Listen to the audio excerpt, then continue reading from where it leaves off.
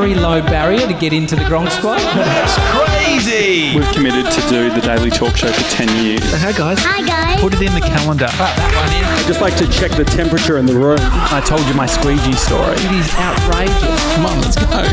It's the Daily Talk Show, episode 1014. Happy Monday, everybody. TJ and I had a great weekend. We went and watched some jazz. Oh, Scooby-Doo. It was, I mean, what I like about it was for MTV and Visit Vic. We've been doing this thing where we go to different events and we do Insta stories. Live music. But good excuse. I don't know whether, I think it would be a hard sell if I was like, TJ, do you want to come out with me on Saturday night and watch some jazz? For one, the hard sell would be you'd never sell that.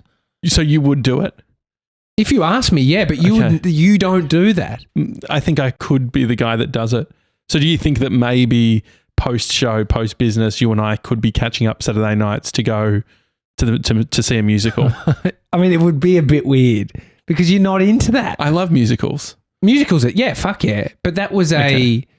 So you and I, we Harry went to Potter, August. I'd do that, dude. Fuck Okay. yeah. I love that. All right. I mean, it ticks a few boxes. Mm-hmm. Saturday nights, like nice and warm in these theatres. Yeah. But all the people there for you. There's a lot of boxes it doesn't tick for you, but it ticks an adventurous Josh Janssen. No, but box. even like Movida beforehand, we had a espresso martini. Yeah. That was fun. Yeah, living on the edge. Yeah. No, it was. I think I was sitting there just being like, oh, there's something a bit funny that you're having to do this with me, but I loved it. Yeah, because you don't do it. Like what you're describing is Jess's Saturday nights. Yeah. She's in the room, but she didn't do that on Saturday night. But she went to Faulkner. Okay, cool. As in the suburb. Yes. What's in Faulkner? Her friend lives there. Yeah, I guess you'd move out that far if you wanted a nice house. Yeah. I believe GB was looking at Faulkner. Yeah. I mean, that's everything's pushing out, you know. Mm-hmm. Anyway, that was real estate chat. Thanks for having us. Yeah. Well, no, I'd never heard about Faulkner until GB started talking about Faulkner a lot. Yeah. Yeah, but it's a real thing right now. It is great when you hear about a suburb in your own town and you hold quite highly that you are well travelled in your own municipality. Well, you're very good at that. But there's guys that are even better. I found a YouTuber last night that they're called GEO Freaks or something. GEO Freaks. I don't know if that's exact. It's GEO something. And what they do. GEO Freaks. Because let me just guess what a GEO Freak is. They're obsessed with geography, but to the point where they speak longitude and latitude. Mm-hmm. Like they are the guys like, where are you? And they won't say the suburb. They'll say longitude, latitude. So how fun is this? So this guy has people send in photos of them in different random locations. It doesn't have to have like a anything, like a big landmark or anything. Yeah. And he has to work out exactly where they are. Okay. And is he a rat that he's actually just pulling at the metadata? No. So he's looking at like, the cobblestones or things like, and so, and there's another guy that he does collabs with, and there is a website you can go to where it will put up a random spot in London. I wonder if this exists for Melbourne too. I think it probably does. So it uses Street View, shows you a random street, and you have a map and you have to zoom in and click where it is and then go next. He's an internet sleuth, essentially. Yeah. I mean, I wonder if this person's used this for good other than just fun. Well, one of them is a taxi driver in London, so you can imagine, they're very, very good. The rules. No, I remember hearing to get past the test as a taxi driver. Yeah. You even need to pay a fee to be an Uber driver in New York City. I remember hearing that. You have like a license to be in Manhattan. I wonder if they did anything. I guess you're not. It's the modern day. An Uber driver in London just has a map. His phone is up. Well, I think that there was probably more prestige, or if you think about like cab licenses and all of that sort of thing. Yeah. I don't know if it's necessarily there. Over there, like as in the prestigious to be a cab driver in the old London cabs. Mm-hmm. I mean, even there's a time went to 2012, the back end of yellow cabs in New York City. Mm-hmm. I got in a couple. Mm-hmm. We went 2020, 2019, did we? We definitely didn't go 2020. You and I went 2018 to New York. Yes. And then 19? No, we didn't go to New York. We went to LA in 2019. But even when we were there, yellow cabs were very few and far between, other than a Prius. Yeah. Yellow cab Prius. Mm-hmm. And we got you don't think Ubers. it's the same? Not like the old... Like the Lincoln? I don't know. So like the black cars are the Lincoln. Looking. Yeah, I know what you're talking about. They're like the classic New York City yellow cab. Mm-hmm.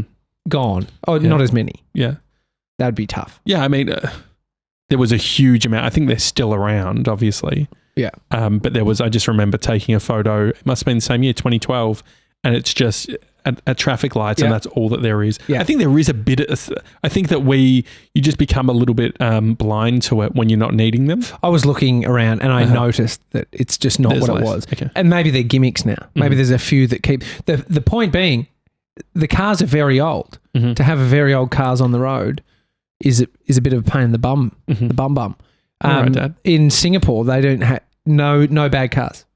They No have bad cars. Yeah, that's their rule. No bad cars. It's like the opposite of Cuba. No old cars is essentially it. Like once it gets to a point, they cut them off. Mm-hmm. And the licenses for cabs there is crazy. I remember you telling me. Yes, chatting to a cab driver. Mm-hmm. They've just gone into lockdown again. Yeah, I saw. 4 weeks, dude. Mm.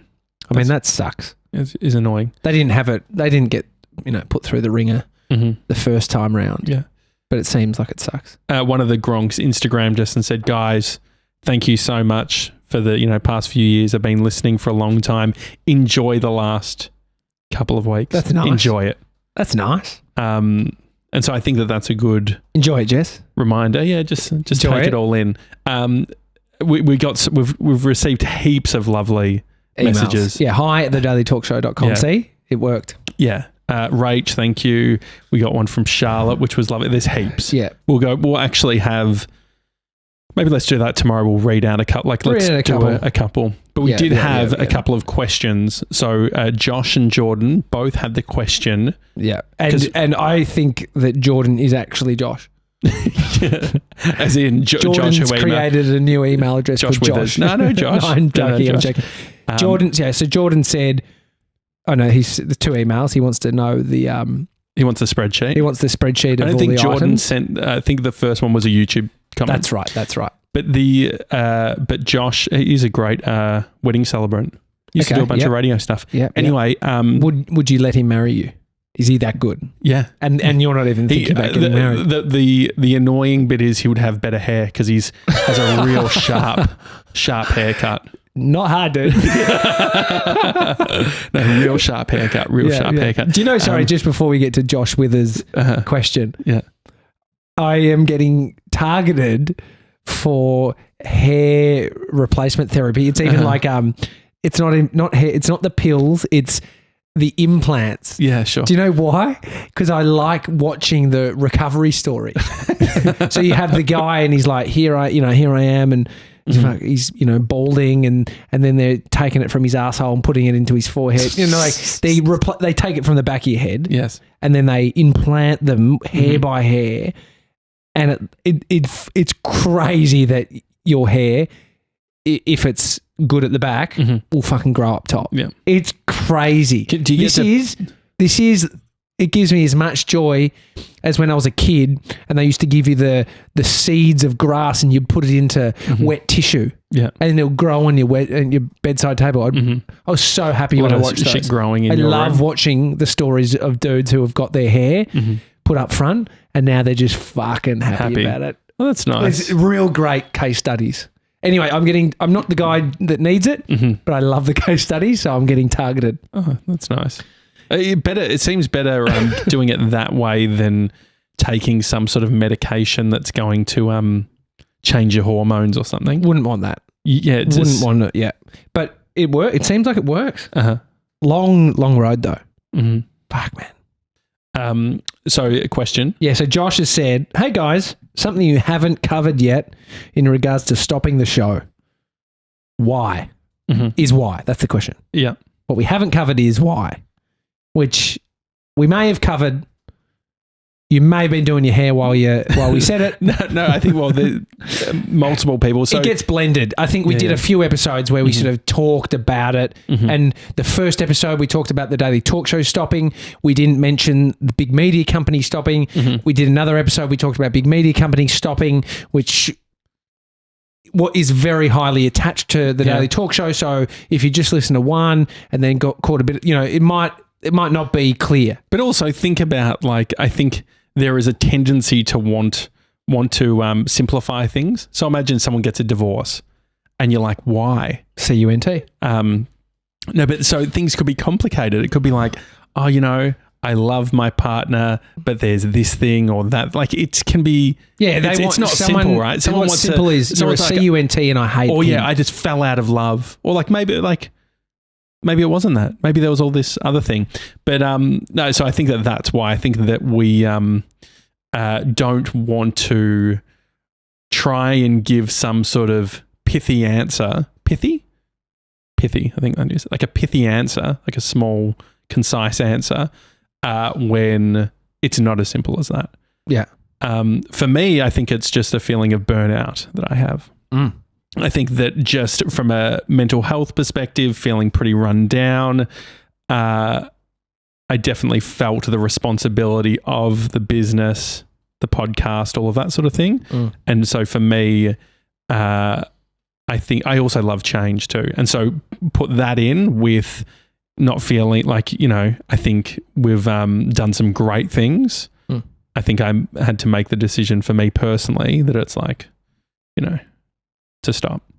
Is that a fair? That's a pithy answer. Yeah. But it doesn't. It does it because because then you say, okay, well, what do you got to do something? No, because I think optically it might look like it's working.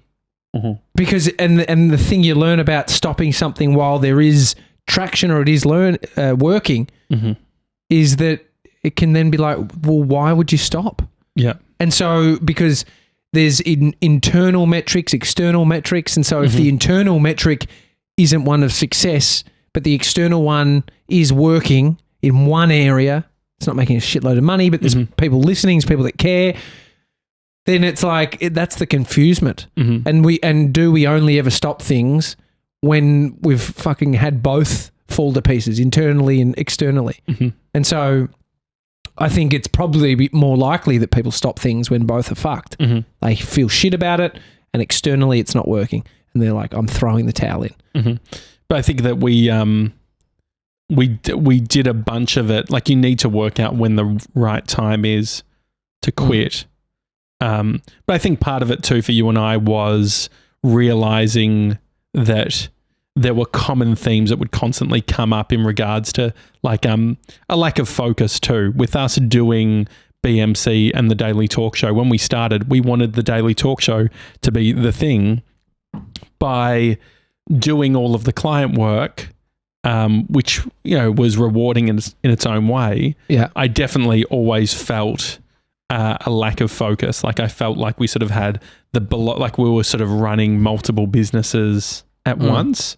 And so I think a fair consideration or a fair argument someone would make would be like, well, why don't you just stop this thing and start the other thing? But I think that my perspective is nothing is permanent. Like, so there's obviously permanent things to what you, when you do things, but there's also like when you build stuff on relationships, when you have relationships, those things don't just go away.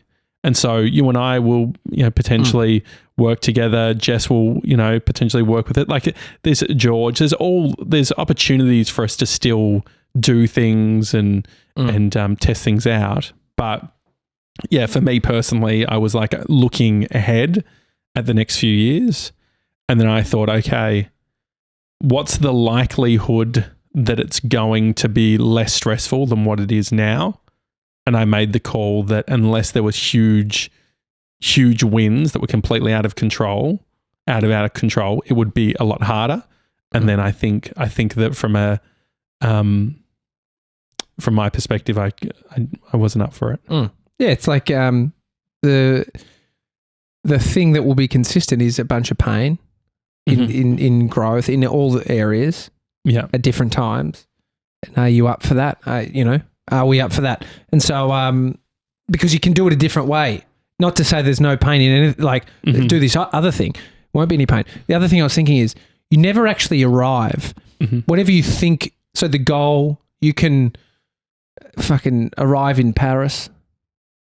It's probably not a good analogy because you can't travel. No, I see that's a good, you can't actually travel. Travel bubble. We're closed until fucking next year or something. But the point is, if you think this is the end, it is of one thing, but if life is the fucking the mission, you're like, that's all everybody has is there. It's the infinite game thing, right? Like it doesn't feel like Pete Shepard sent me a great blog post by Seth Godin. I was going to say, hoping it was his blog post. A great blog post by him. No, and it's do you like Seth sends his blogs to anybody? Definitely. It's like, here's some inspo. No, but he has a great post where it's called something like 32 years of projects. And I think he might update it regularly, but he puts every project that he's worked on over the past 30 odd years. What does a project look like? So it could be writing a book. It could be starting a software company. And so that resonated with me, which is like how specific does he get with his projects? Yeah, like what do you mean? Like he'll say what the book is, or no, but like is there a lot or is there a little? There's probably it feels like maybe there's one a year out back. No, it's probably like one a year. Okay, so they're work related. It's like career sort of stuff. Yeah, gotcha. But I think that's where things. I definitely love the project type of thing, but also the thing is that the daily talk show, whilst it's finishing up. Whilst BMC's finishing up, all of these things, like it doesn't mean, it's not like you close the door and all of the learning and the impact and everything stays there. That goes with everyone else. And so the exciting thing is that, our next like whatever we decide to do as individuals, whatever George decides to do, whatever Jess, whatever Mason, like everyone that's been a part of the journey has come out of it better than when they started. Yeah. And so from a why perspective, it's like super personal, I think, which is, I think when you're in a partnership, it's hard because you are trying to, so I can't give an answer for you because it's so different. And so I think that's part of the difficulty where we're trying to work it out. It's like, okay, like everyone many people, so one observation is highly successful people that I know that have reached out to us. It's congratulations. Let me know if you need anything. It's very simple like that. There's another group which is like, I think they're still trying to find the thing, which is completely relevant and like is a thought process, which is like, what are you doing next? What, like, it gets very practical. What happens with this? What happens with that? What happens? And I just find it interesting how different perspectives people have when they're in different parts of their careers. Yeah, definitely.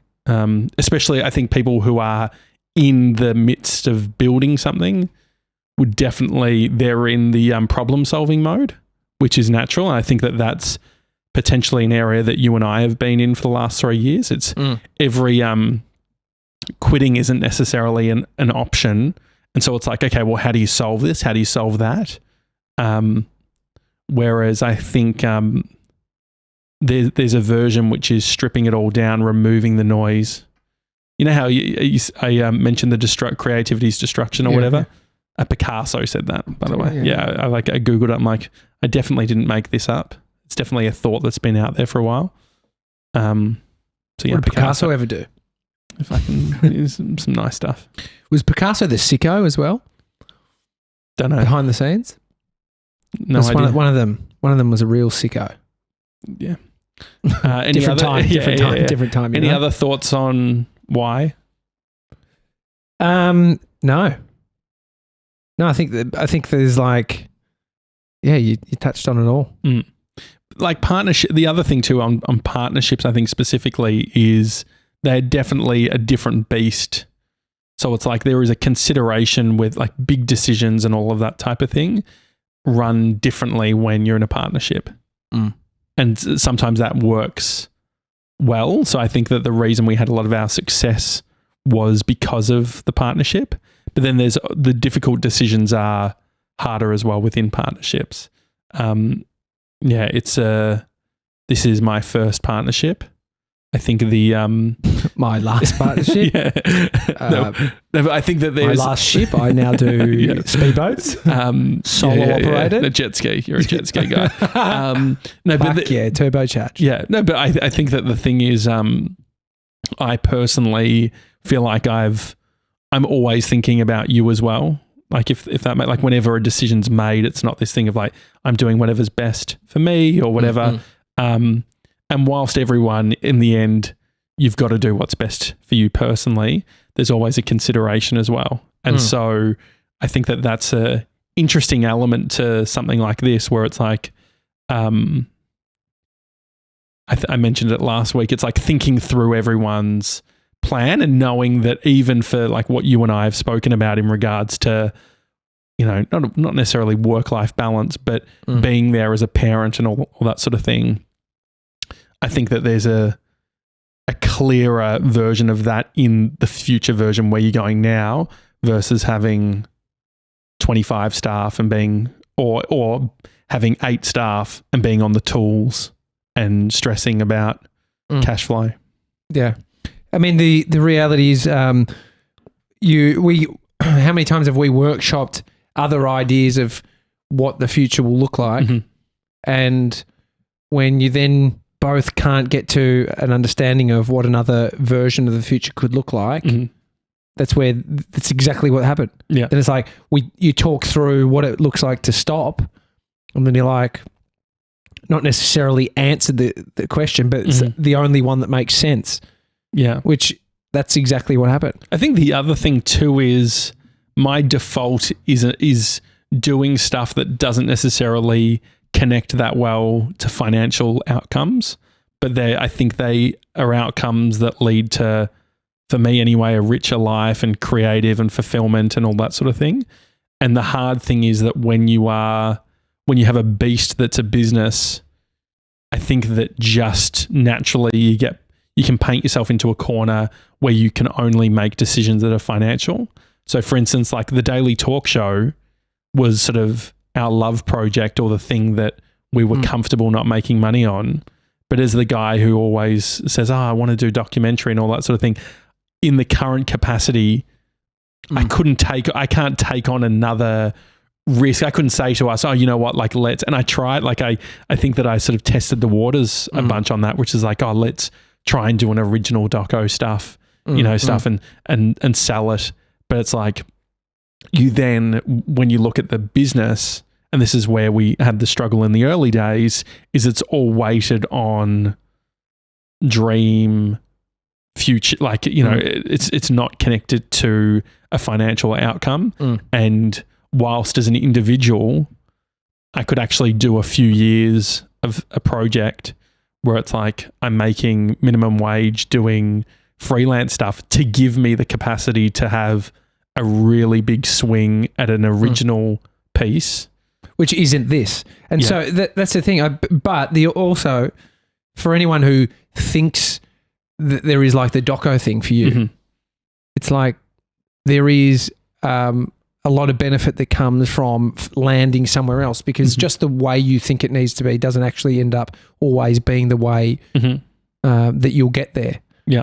And so, for example, you do this, learn from, you learn whatever you're doing, you're learning. So if someone says, you shouldn't do a partnership because they got burnt or it ended bad, whatever, it's like, fucking do the partnership.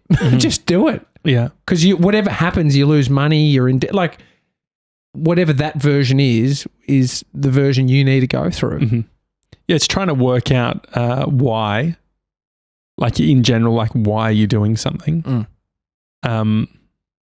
And I think that the feeling that I've had is that we've been in a fight or flight position where it's exhilarating because it's we're constantly problem solving and trying to make things work. And when things are working and things are happening, like it can be very exciting. But there's also an element of it, not comparing us to Elon Musk, but imagine what fucking Elon. Imagine like you can go down the route of getting a bit fucking puffy, a bit sick, a bit, because it's like it's just this. And the thing is that for me, it only takes like a few days of not like sleeping right for me to feel fucked. And you don't wake up a billionaire. Yeah. Which is a bit annoying. Yeah. Because if you could just, wake up a billionaire. Yeah. And then quit and then spend your money on something. But it's not, I think the other thing too is it's not about like, it's definitely not the starving artist thing. For me, it's actually closer to, when I mentioned the minimum wage thing, it's actually more a process of minimalism plus putting your efforts into things that you believe in. And I think that that's what we did. I think we did that for 3 years and we got to this episode 1000 milestone. There's plenty of people who have a job, have a creative project on the side and are happy with that. Whereas that's the tricky bit is when you look at someone else and think, they've got this, they've got that, and I want to be, it's in the same space as mine. Like that's all it is. That's all that where that pain comes from. But it's even, I think that the my view on, say, becoming a YouTuber, which I remember 3 years ago, that was for us one of the considerations on maybe becoming a YouTuber. I think that what we've learned through this is a lot in regards to what, like the expectations are very well set around what that actually is, what the pain is. Look at, Gronks like Cam Shand, who has just been consistent and, he's got an IT job. He's able to sort of find that balance. And I think that works really well for a lot of people. And so I think that but they say if you bloody find what you love and you do it every day, you won't work another day in your life. That piece of advice is like, who Jerry Seinfeld says, yeah, but then you'll never have another day off in your life. Yeah. And so there is a version of you've got a job, you make a bit of money, but then you get to do your thing that you love. And then it might turn into it. That's the thing. It might turn into, it's weird because when it is your job, you know what that feels like. Take any job you've ever had and what's a hard time in it. Not that every moment will be hard. You'll probably have a lot more enjoyment doing the thing that you're passionate about every day for your job. But that doesn't remove stress, anxiety, pressure. It doesn't remove any of the human experience that is had in most things in life. There's also something I think that when you're on the in the marathon and you're non-stop, there's a point where cognitively, I haven't run a marathon, but there's didn't you do one in a fucking rickshaw or something? I filmed Jules London doing a marathon. Yeah, well, he couldn't have done that without you. Yeah, thank you. No, he wouldn't have been. So you ran filmed. a marathon? Yeah, basically. Yeah. There was a point where he was doing it and we had a little pub lunch in London. Yeah, it was beautiful. Like little green peas and mashed peas. Floating pie. I love do you like mashed peas, by the way? Mashed peas. Mashed peas with a bit of mint. Not really. I can imagine Jess like it. Jess, do you like mashed peas with? You don't. No. Oh my goodness. No, they're not. Look at the great. shit that she eats. She has turkey mince. Turkey boy. Little turkey number. But that's lean. She's getting the macros out of it that she needs. Protein, fiber, some, fibrous carbohydrate. But anyway, the thing is that like when you're on the run, when you're doing all of that sort of thing, it's I think that you can lose perspective on something. So it's like you're just thinking about, okay, one step ahead or whatever it is. And I think that what we're almost doing is it's saying, okay, you could be planning where the run is next or like, okay, which direction you're going to go into. But I think the question that I want to ask is it's like, is running the best way to get there? is there another? Could I jump on a bike? And and when you you take any metaphor about success that you've heard, Olympic, marathon runners aren't not in pain. It's where you put it. It's where you put it. Pain. That's what Seth says. Yeah. And so everything has pain. Do you want to push through that pain? If the answer is no, that's okay too. I'm not up for pushing through the pain of this endeavor, which is also cool. Yeah. Because it doesn't take it. I think that the thing is that it doesn't. The beauty of, I think, where we are as individuals is that we're proud of. Like, this isn't like trying to create some sort of story or whatever, but like I'm proud. Like I'm proud of what we've done. I don't feel the I don't feel that energy of disappointment. I'm because I know that it's like that whole mask thing. Fucking put on your mask before you help people or whatever. This is what we're trying to do, and then we'll be able to come back and do something cooler or not, or just completely like be off the grid, live on Stanley. You should at least go there. Have you ever been there? Yeah, it's beautiful. I watched The Mask on the weekend. Remember that film? No. Jess, The Mask? Somebody stop me. Is that Jim Carrey? Yeah. There's so many classic Jim Carrey's got a few struggles, You've been good, kid.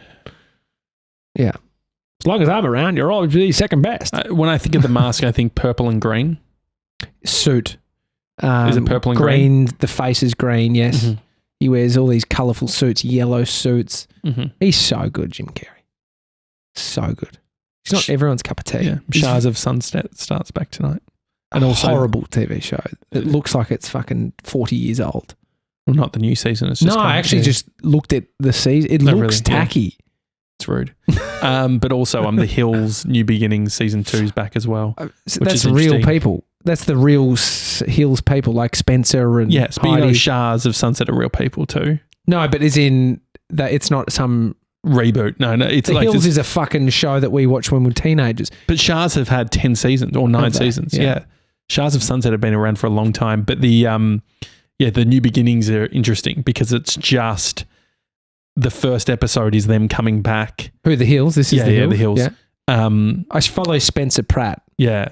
Poor guy. Crystal Boy. Yeah. He's charging. He's got something up his ass and it's probably a jade egg. I could really relate to him though because he rocks up and he's wearing he's got his real nice clothes on that he wears, but it's a bit tacky.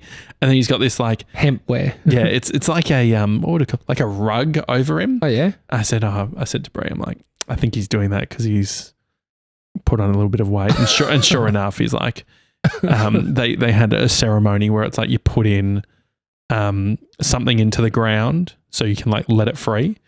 They use some of the put his jacket up. Smoky stuff. You know what's the smoky stuff? That you do around your house? Not thyme.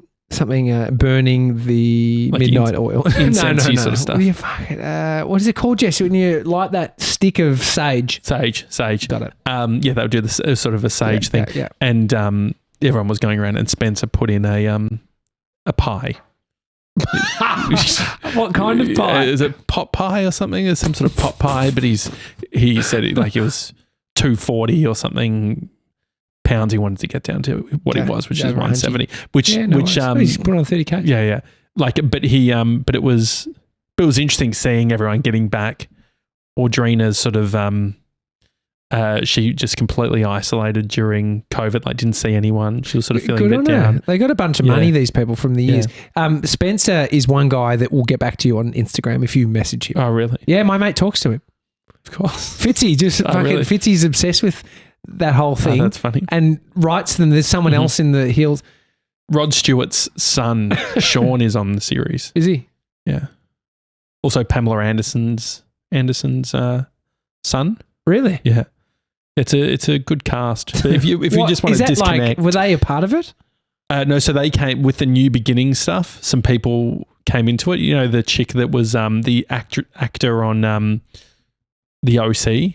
What was her name? Misha Barton. Misha Barton. Yeah. So she was in New Beginnings. So she came on The Hills, which is a little sort of weird, right? It's a because the OC was a television actor. Yeah. But The Hills was based on it was so Laguna was the reality version.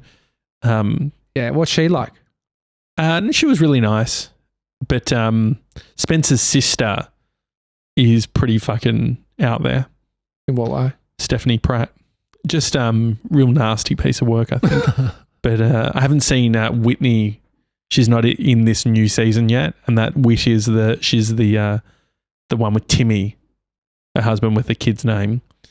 And they do the reaction videos. You'd need a bunch of cash to come back, or you got to be desperate for it. Yeah. Hopefully they made a bunch of cash. Yeah. Well, I think that's what happened. I think that sort of what I got from Pam Anderson's son was that life was like he was kicking goals because he'd just done The Hills. Okay. Like he just did the first New Beginning season, and then they went into lockdown, and then all of his DJing work or whatever he does dried up. Jeez. Anyway. What a time to be alive, huh? Hi at thedailytalkshow.com. Any more questions?